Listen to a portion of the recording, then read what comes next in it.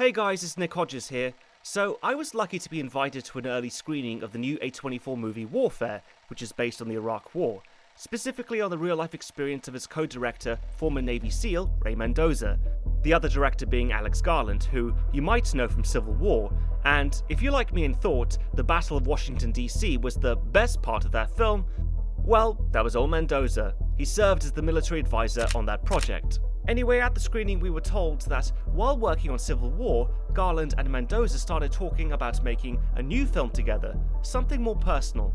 The idea was to tell the story of a single day on a single street during the Iraq War.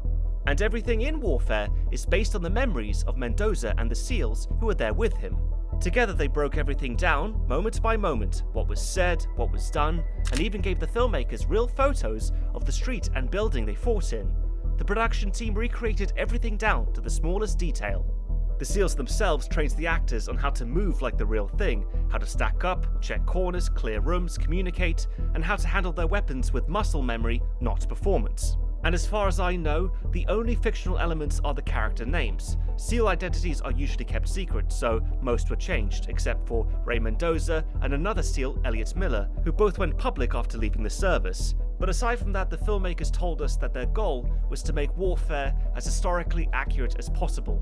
So the story takes place on November 19th, 2006, during the Battle of Ramadi, which saw some of the most intense urban combat of the Iraq War. A Navy SEAL team was tasked with a sniper overwatch mission to protect nearby Marines and friendly Iraqi forces. And unlike what we typically see in other movies where it's just a sniper and maybe one or two other guys, in reality there were over a dozen SEALs involved, providing backup. During the night they seized an apartment building to set up overwatch and stay put until the next day. For the next 20 or so minutes of the movie, nothing much happens, until that is, they're then spotted by local insurgents, and then everything goes to hell. From that point on, the movie is non-stop chaos. The best way I can describe it is Banner Brothers meets Assault on Precinct 13. Multiple times they try to escape, but get pinned down by small arms fire, mortars and grenades going off all around them, and pretty soon they start taking casualties. The combat is intense from the get-go and plays out in real time, and you feel every second of it. There's no music here, by the way, to heighten the drama, so everything relies on the film's real star, the sound design. Explosions make you jump in your seat, you flinch at the crack of bullets snapping past, and more than once, the SEALs call in a show of force. That's when jets fly dangerously low to the ground over the insurgents to scare them off. And the sound of those engines screaming overhead, followed by the shockwave, is something you really have to experience in the cinema. Inbound! Find cover!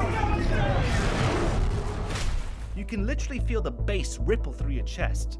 Another thing I appreciated is the movie doesn't hold your hand with the dialogue because most of it is straight up military jargon, so you've got to pay attention to keep up. But it's realistic because that's how these guys actually speak to each other, so nothing's watered down, and through context, tone and body language, you figure things out as it goes. Then there's the violence, and there's nothing glamorous or cinematic about it. No clean shoulder wounds to shrug off. When someone gets hit, the damage is devastating. You see chunks of flesh and bone protrude, limbs barely hang on by a tendon, but the worst part is the screaming. The wounded don't mercifully pass out for the audience's comfort. They scream and keep on screaming. It's relentless. We have severely wounded. Who's the severely wounded? It's not you. It's me. Who is it? No, it's not you. Also, as much as we can all agree Navy SEALs are total badasses, I like the fact that the movie doesn't portray them as superhuman. Some stay calm in the chaos, while others freeze, panic, or even doubt themselves. Honestly, for a modestly budgeted film, Warfare is the best thing I've seen so far this year. At a time when the box office is flooded with tired sequels and remakes, this felt like a breath of fresh air. Right now, A24 seems like one of the few studios still willing to take risks on bold, original stories and let real filmmakers do what they do best. As for how accurate Warfare really is, I can't say for certain just yet. This is just a mini after all, but I can give you my first impression, and I really liked it. Anyway, I hope you enjoyed this video. Let me know if you'd like to see more of these shorter reviews in between the bigger, more in-depth ones I like to do. So take care, history buffs, and I'll see you again next time.